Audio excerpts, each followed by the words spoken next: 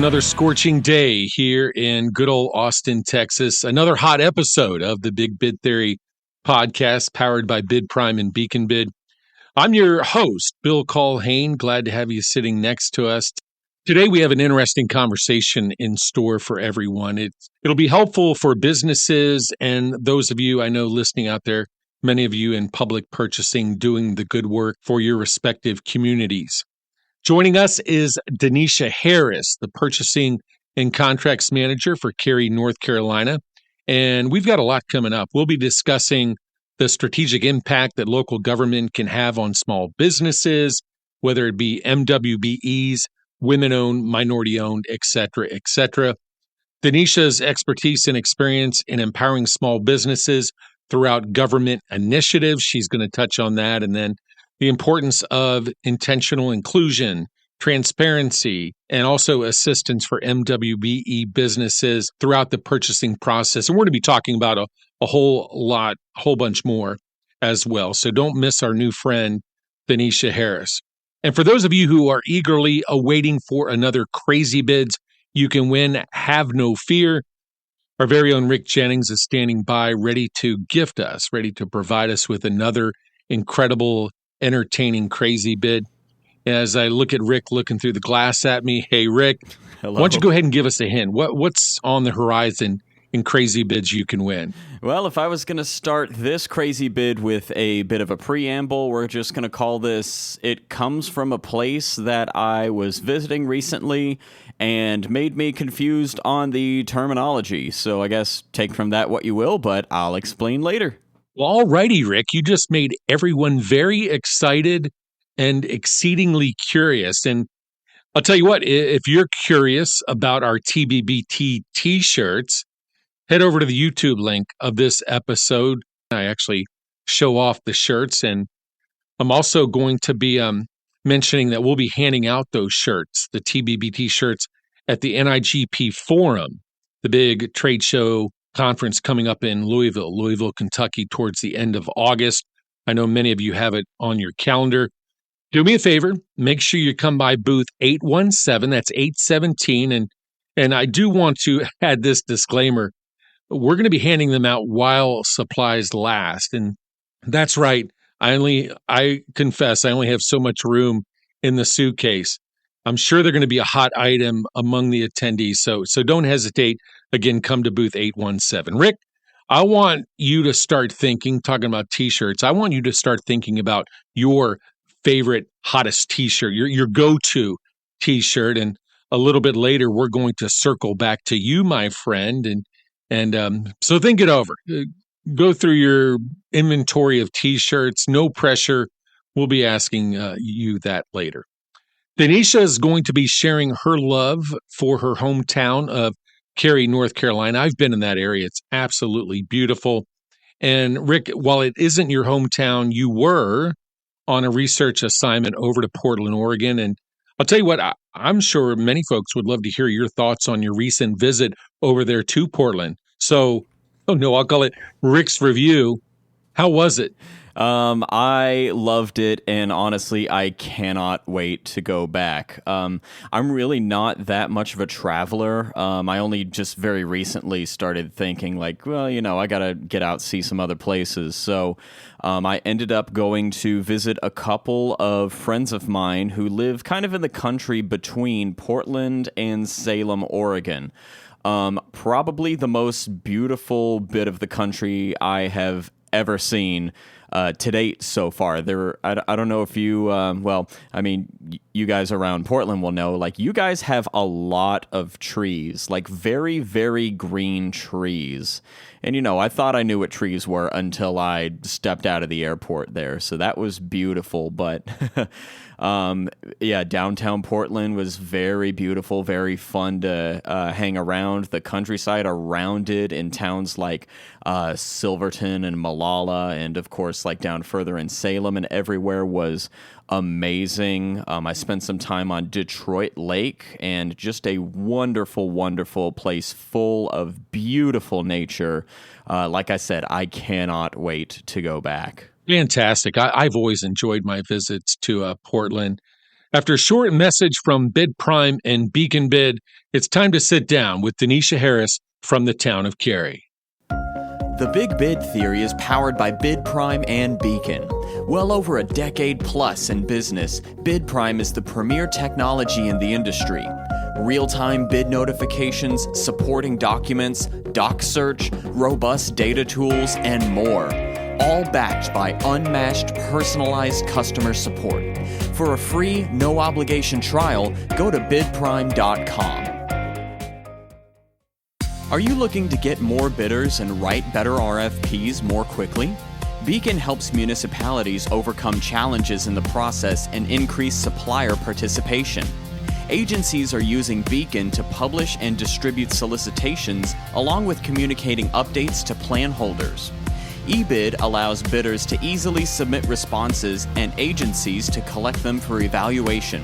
Also, Beacon is the place for access to the RFP archive, a massive searchable database of previously published RFPs to more quickly write better RFPs.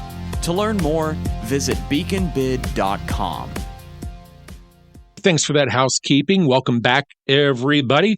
Before we dive into our conversation with Denisha, let me provide you with some background on our guest, Denisha Harris. She has over 15 years of experience in local government finance and diversity program development. She began her work as the inaugural MWBE coordinator for the city of Greenville, that's over in North Carolina, where she developed and managed the city's full-service business inclusion program. In addition to her role in Cary, she also serves as the MWBE officer, developing Cary's first business inclusion program. Denisha's expertise in inclusion and MWBE programs has earned her opportunities to teach various courses at the University of North Carolina School of Government, the North Carolina for Historically Underutilized Businesses, and the North Carolina Association of Governmental Purchasing. She's been involved with the North Carolina MWBE Coordinators Network for over a decade, currently serving as president. The network, in collaboration with UNC, has developed a course called Minority Participation Programs and Public Contracting, which is the cornerstone to the network's Certified Economic Inclusion Officer credential. Truly impressive. So with no further ado, here's my conversation with Denisha Harris. As I just mentioned over on the audio version of the show, Denisha Harris is going to be joining us here in a moment on the Big Bid Theory. However, before we get started, real quickly, I've mentioned on previous episodes that we have shirts and other kind of things that we have related to the show. And I even joked with Denisha a moment ago, it's not like we have the Big Bid Theory clothing line. You know, you can't go on the internet and order whatever. Well, we do have shirts, and just want to kind of give everybody a tease, a spoiler alert, that we will be at NIGP Forum in Louisville coming up. Most of you know in August. I know most of the folks watching us right now, listening, will be over in Louisville the end of August as well. So if you come by booth 817, I'm going to hold the shirt up and just give you a glance. How about that? You talk about a great Christmas gift or a birthday gift. You'll want to be sure to get a TBBT shirt. So again, come by booth 817. And also, when we're there in Louisville, I'm going to be visiting with Stephen Hetzel and Josh Schwartzbeck, the co-founders of Beacon Bid. Some of you may remember, what was it, about a year ago when we were in Boston and Beacon Bid was first kind of being launched. We visited with Stephen and Josh as well. And I know, predictably, but still, those guys have had amazing growth with Beacon Bid. And so we will be visiting with them kind of as a follow-up when we're over there in the Bluegrass State. So enough of that. Now, with no further ado, we do bring in Denisha Harris from over in beautiful Cary, North Carolina. Denisha, thanks for visiting us here on the TBBT hotline. Thank you, Bill, for having me. I really appreciate it. Yeah, no doubt about it. Now, to kind of break the ice, and Denisha, our longtime listeners know that I'm familiar with that part of the world. Once upon a time, I don't want to age myself, but in the late 80s, I worked at Clemson University, kind of not right there in near central North Carolina, but certainly I've spent some time in the Research Triangle. So I'm going to give you an opportunity to brag on your town, to brag on Cary, North Carolina, For folks who haven't been there, haven't had the opportunity to visit Cary, Denisha, what do you love about your town? I love Cary because it's a great community feel. It's an opportunity for you to get to know your neighbors and be a part of the great things that are going on in Cary, but also have the great amenities, all of the access to what's going on in our neighboring communities in Raleigh, Durham, and Chapel Hill. We're in the center of it all. Very progressive community, wanting to stay on the cutting edge of all things local government and beyond. So it's a great place to plant roots, go for a walk, enjoy all of the great amenities of Cary, North Carolina. Yeah, well said. Again, I don't want to upset my Clemson friends, but they're in that area. There's so much, I know, so much growth going on. And in terms of beauty, you travel across the United States of America, and I don't know if there are many more beautiful areas than you have there in Raleigh, Durham. You mentioned Chapel Hill. So to all my Duke, NC State, North Carolina friends, it certainly is a great area. So, Denisha, I mentioned over on the audio segment of the podcast that you are the purchasing and contracts manager there in Cary, North Carolina. We've established that fact. Well, one thing, at least I found in my career, is that on our respective journeys, there's education involved, but there's networking. There's people who lift us up. There are mentors who help to guide us. So one of the things we try to do on the show is talk about the career opportunities in government purchasing. If you could kind of take us through your journey on how you've arrived at becoming the purchasing and contracts manager there in Cary. Well, I appreciate that question because I feel like I have a very unique journey. My mother was a civics teacher. She taught government, and I was actually one of her pupils. So I had the firsthand opportunity to learn about the wonderful facets of government from my mom. And so I felt that maybe government was an avenue for me, but my first passion was people. I went to East Carolina University and majored in sociology. And one thing that I learned in working and learning about government was that everything wasn't always equal. When I looked at the Supreme Court, there was only one woman on the Supreme Court at the time, which was Sandra Day O'Connor. And yes, I am dating myself. And I noticed that there weren't as many people of color. And I knew how important it was for people to be involved in government because government impacts every facet of our lives. From the executive to the judicial to the legislative branch, we needed representation, we needed diversity, we needed all the voices at the table. And understanding and really believing our American mantra that this is the place where all people were created equal, I wanted to be a part of that reality. So I studied sociology at East Carolina and focused on public policy and wanted to really be a mover and a shaker in the public policy realm. So decided to go on to grad school and I didn't major in public policy. I actually majored in public administration. I was very fortunate to receive a full scholarship to do so. And as a part of my scholarship opportunity, I had a rotating internship. And my first internship was with the city of Greenville, North Carolina, which is about an hour and a half east of Cary. And I was like, this is wonderful. I love this. But I was interning in finance, believe it or not. And I was like, I was a sociology major. And my last math class was in high school, was calculus. And I said, I left calculus and math behind. I want to study people. But the director of finance for the city of government said, I need someone that's a great writer and a great researcher. I was like, I can do that. So I ended up interning with them for about 9 months. And then Bernita Demery, who is a great mentor of mine, said, Denisha, I want you to consider taking a full-time role here as our Minority Women Business Enterprise Coordinator. And I said, well, what is that? And I learned quickly that the MWBE coordinator was the individual that served as a bridge between your minority business community and local government, helping them obtain contracting opportunities. And I said, wonderful. I love that because that speaks to the voice of equity, that speaks to the voice of representation. And also when you think about generational wealth and you think about the opportunities of economic impact, I knew it would be great. and I actually come from a long line of entrepreneurs in my family. My dad is an entrepreneur, my sister is an entrepreneur, and they've kind of drugged me along in that vein as well. So I was like, I have both sides of the coin. I understand the people part and I understand the business part. So I actually was in that role for about 9 years, and that role happened to be in the purchasing division.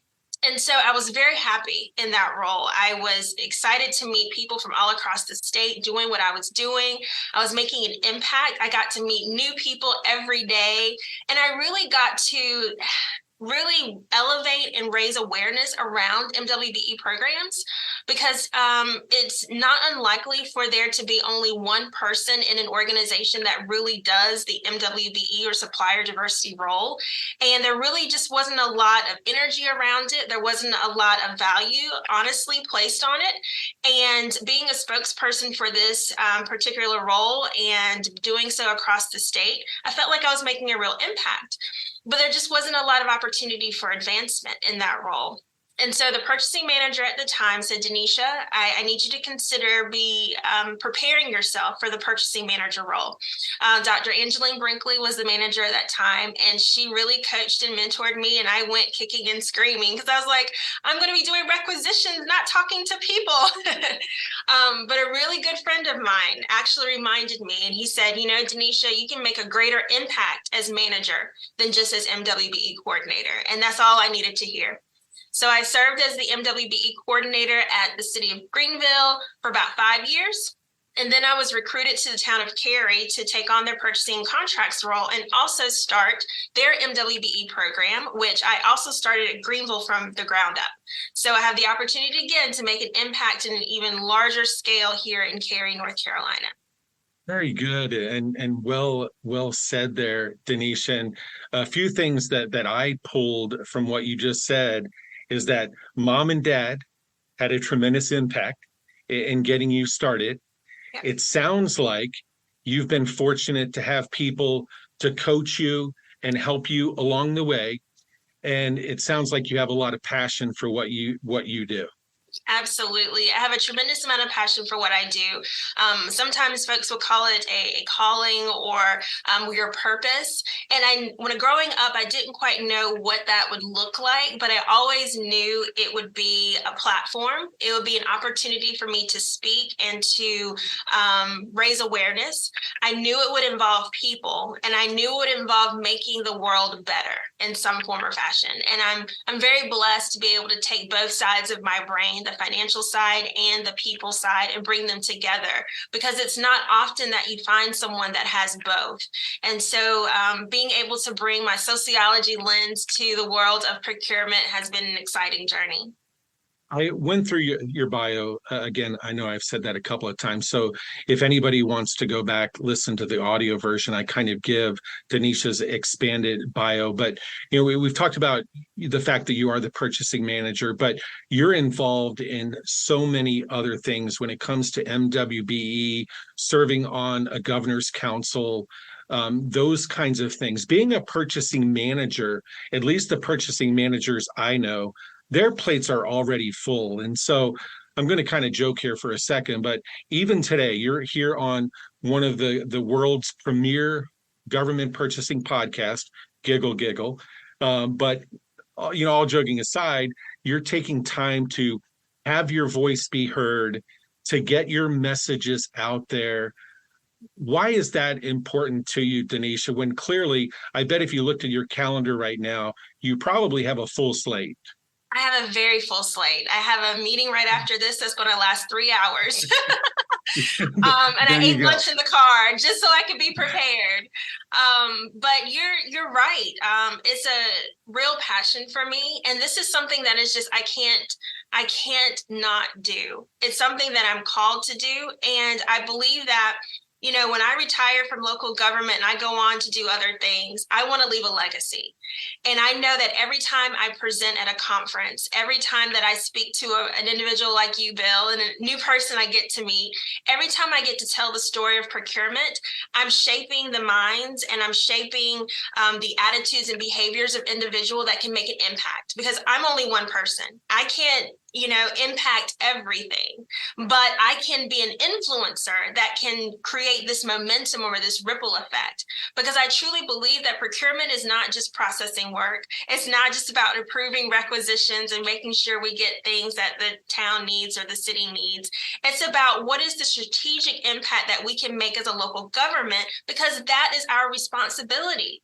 We are stewards of public dollars, and those dollars, not only do we have to use it responsibly, making sure that we're not engaged in fraud, waste, and abuse, and all of those things, which I am truly, truly committed to. But we have an additional opportunity to strategically use those funds to impact our citizens and our community in a great way. And I want to keep telling that story because I want others to also feel that way. So that's a tremendous segue to our next topic here, Denisha. I'm going to take our listeners and viewers behind the curtain, so to speak, for a moment. Yesterday, you and I had a production conversation, and neither one of us really sugarcoated anything. We didn't pull any punches in talking about what our goal for this conversation would be. And I know that you and I are like-minded in believing, understanding, and knowing that there are a lot of small businesses out there, MWBEs, women-owned, minority-owned, veteran-owned businesses out there, regardless if it's Cary, North Carolina, here in Austin, Texas, or all points in between and afar.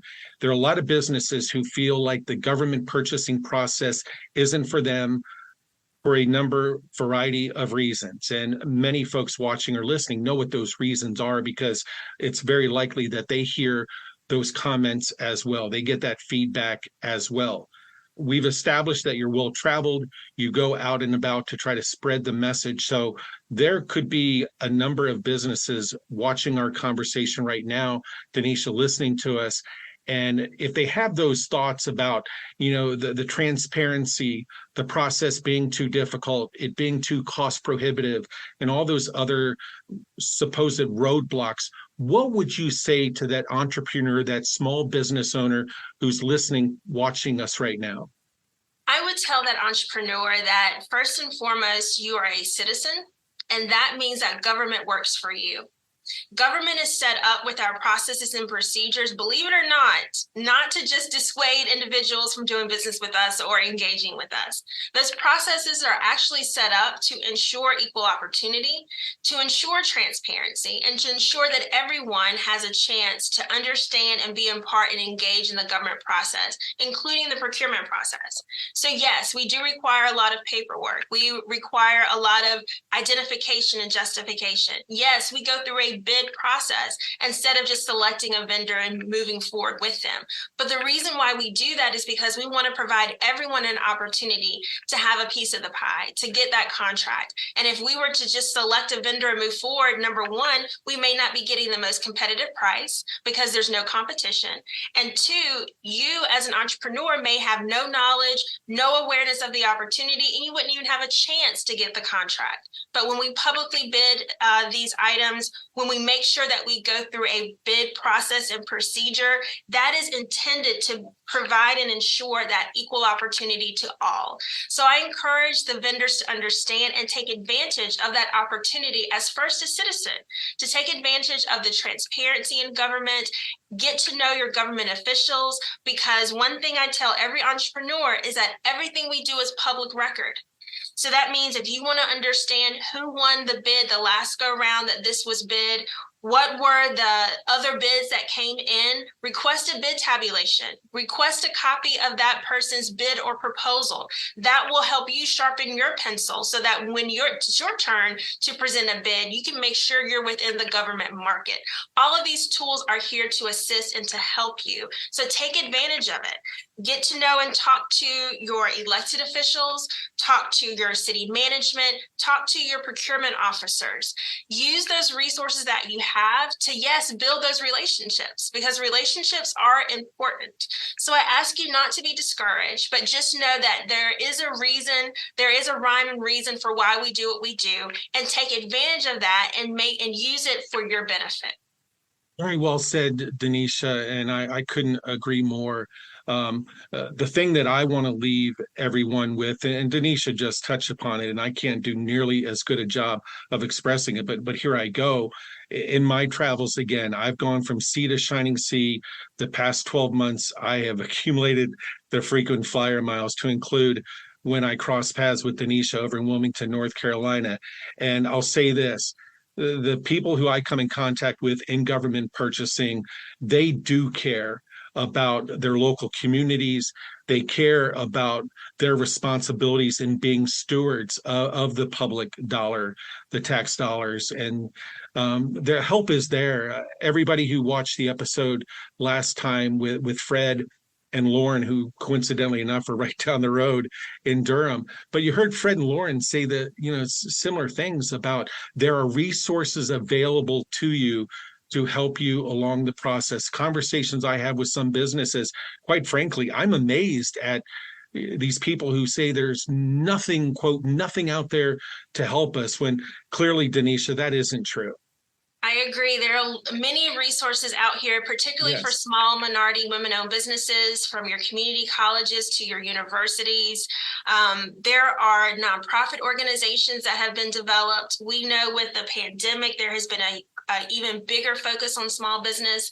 So the Small Business Administration, some of their efforts, funding has been released to increase and enhance efforts to support small business. So please keep your eyes open, your eyes peeled, and feel at ease to interact with your government. Your local government is the one that interacts with you the most. Feel at ease to engage, to sign up for subscription listservs, to check out their websites, follow them on social media so you can be in the know as to what's going on. Your government. That's right, Denisha. It is our government. Denisha, if anybody would like to follow up with you based on anything that you and I have covered today, if anybody would like to follow up, well, what's the best protocol process for them to get in touch with you? Sure. Send me an email. Send me an email at Town of Cary. That email is denisha.harris@carync.gov. That will be the best way to get in contact with me. Would love to chat and to engage. All right, Denisha.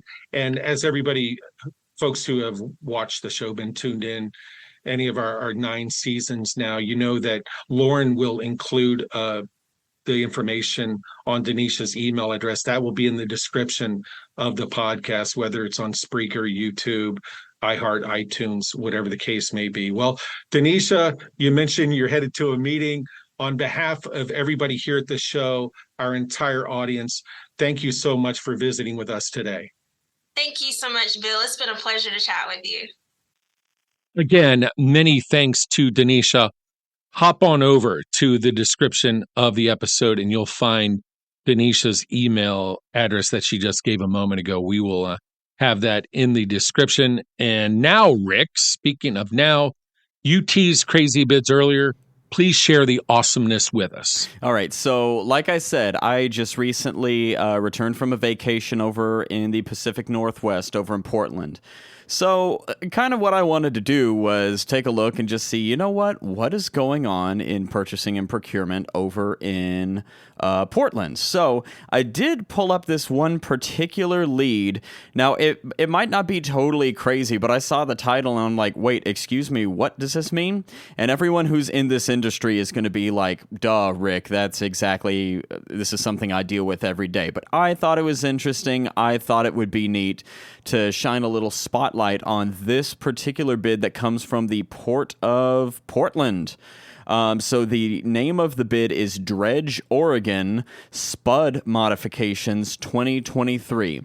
I saw this bid title and I thought, who is modifying potatoes and throwing them into the port? Not what happens, actually. I did a little bit of research on this. So those of you who are in the dredging industry, you know exactly what's going on here. So if you weren't aware, dredging is basically cleaning out like silt and buildup that happens naturally over time in ports and marinas. It's basically like cleaning out the lake or the ocean floor that is where ships park and everything like that. So That's basically what's going on with dredging. Now, if you don't know what a spud in dredging is, it's basically like a giant pole that looks like a huge spike. And as I understood it, at least, and somebody can correct me if you need to, but it looks like the spud is basically like the first point of kind of drilling into the floor to get rid of all this silt and deposit basically at the sea floor where the marina comes into contact with the dock. And no, it has nothing to do with potatoes. And I read that right around dinner time and thought maybe I'll have potatoes for dinner. And I thought, if anywhere in the U.S. that has like quirky little practices and such, I figured it would probably be the port of Portland, where people might go throw potatoes into the dock every now and then. Not what happens, though. So instead of thinking that for the rest of my life, I actually learned a little bit about dredging. And if you are a dredging company located around the port of Portland, then that is going to be this episode's crazy bid that you can win. Thank you very much for putting in the work researching that and sharing it with us. Always intriguing stuff. Now, before we wrap up, I want to know, Rick, I asked you earlier, told you to think about it. What is your all-time favorite T-shirt? Of course, you can't say your TBB T-shirt. Well, if I can't say my TBBT T-shirt, try saying that 5 times fast, by the way. If I can't say that one in particular, then I would have to give a shout out to my friends Darren and Denise, who actually sell a bit of clothing of their own. And probably my favorite T-shirt right now is one that I bought from them. I believe you can look them up as Balloon Frog on Etsy if you are a purveyor of that platform. It's basically like a tiny little animation of a frog with balloons and a little caption that says, "I've made a terrible mistake," because the frog is floating away. It's adorable, and I loved supporting my friends. So if you're interested in checking out something like that, yeah, Balloon Frog over on Etsy. Very nice shirt. Still a little bit biased. I think TBBT has a wonderful shirt, so hopefully some of our listeners might be able to pick that up from us here in the near future. I, along with everybody, appreciate you sharing that. Well, now as we approach the end of this episode, we hope you wear whatever it takes to keep you cool until we meet again. But before we say goodbye, just a few parting items here. I want to give a plug to Radio NIGP over on YouTube. Check out their June 2023 episode. Check out all their episodes, but if you go to the June 2023 episode, I was a guest with the incomparable Mr. David Nash when we talked about the show, talked about TBBT, talked about some procurement insights, a few other things. Absolutely, it's so well put together and so much meaningful, important information shared on Radio NIGP. Remember, you can follow us on Twitter at The Big Bid Theory. My Twitter handle is contract_hunter. Also, make sure to connect with us on Facebook, LinkedIn, and of course, we are on YouTube as well. I want to extend my heartfelt thanks to Denisha Harris for joining us and making our show better with her insights. Denisha's email is in the description of the episode. Remember that. Among the things we heard and learned from Denisha, to small businesses, governments work for you. So true. Isn't that true? Many thanks to Rick and our amazing team behind the scenes as well. This is Bill Culhane signing off. Until next time, go Gunners, Barracudas, Tigers, Bobcats, and Cubs, and we wish you the very best. Powered by Bid Prime and Beacon, we thank you for tuning in to The Big Bid Theory. From Austin, Texas, the show is hosted by Bill Culhane, produced by Bill Culhane and Jim Ward, and co-hosted and engineered by Rick Jennings. Distribution, research, and production assistance by Lauren Jones.